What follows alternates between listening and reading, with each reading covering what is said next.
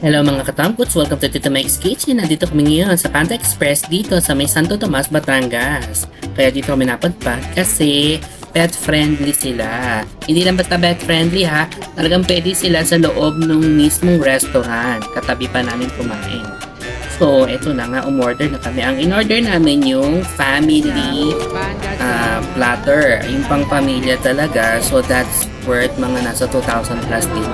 Unahan ka na kayo guys ha. Yung food nila dito, hindi siya maumami o malasang malasa tulad ng iba na namumutok sa betchin. Dito, feeling ko salt and pepper since this is a American Chinese restaurant. So, sa mga ayaw ng betchin, pwede itong Panda Express for you guys.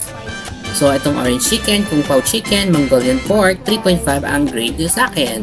Malalambot naman ang karne in fairness sa kanila. Lalo na yung pork. Tapos, yung pansit, 2.5. Kasi for me, it's dry. Pero kung al dente, pwede na to sa 3.5.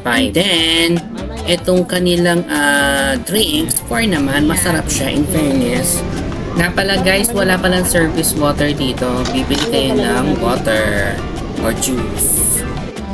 May ganyan. Pag naubos, hindi sila nag-ano na. Hindi binabalik sa kanila. Bibigyan kanila ganito para daw sa safety. Yun lang guys. See you again next time. Bye! Bye!